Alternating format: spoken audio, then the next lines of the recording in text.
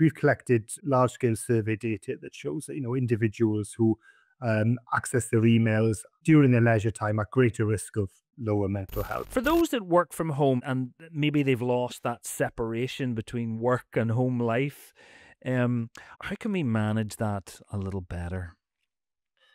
It's a good question. And of course, there are going to be individual differences across both people and the types of roles that they do.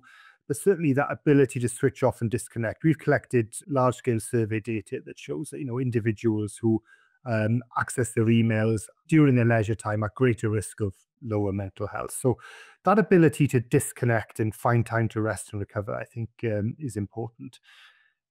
Some people like the flexibility that it brings, and that's where the challenge comes in. So it becomes a very individual factor.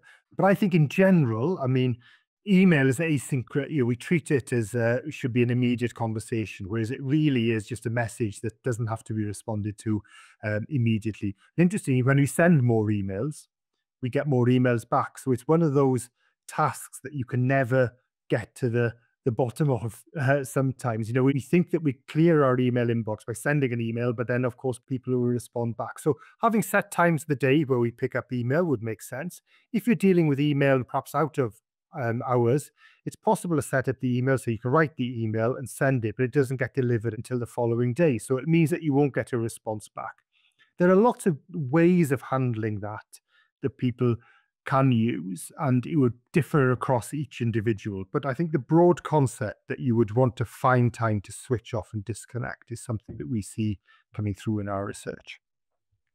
Now, what can the company themselves do? I mean, what comes into my head is the Google offices. That was quite unique in the day when there was like pool tables and places to go and rest and meditate. And presumably that feeds into a happier workforce, productivity, all of that stuff. But just generally speaking, presuming not all companies can put pool tables in their offices, what are some of the things that companies should be conscious of and maybe try to do to support better mental health and less stress in the workplace? I think one of the challenges the companies have is work can be demanding and there will be stresses associated with it. But certainly to demonstrate and illustrate through actions that they care about the health of their workforce. And there are many things that we could talk about. But if I give just two quick examples. So we spoke about emails and being connected out of people working out of hours and not disconnecting. There are some workplaces that have set up their service so that emails do not get sent out of working hours. So that's a nice example of how we can say, look, we don't mind you working, but you're not going to be connecting to other people within the workplace out of normal working hours. The other thing to mention perhaps is that when we look at the data, that we see that the biggest potential source of negative stress for people in the workplace is their line manager.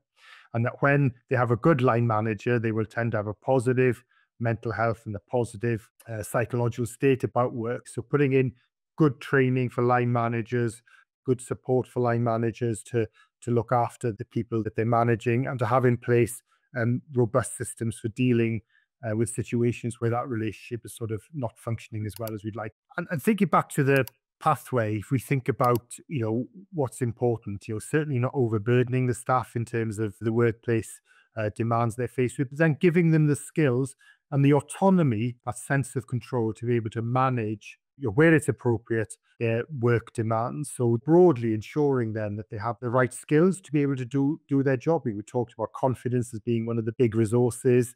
Certainly perceptions of control only matter if you have the skills to be able to execute what you need to do at a particular time. So I think in not overburdening individuals with too many work demands, giving that sense of control, autonomy to be able to do their work and certainly have the skills to be able to do that correctly.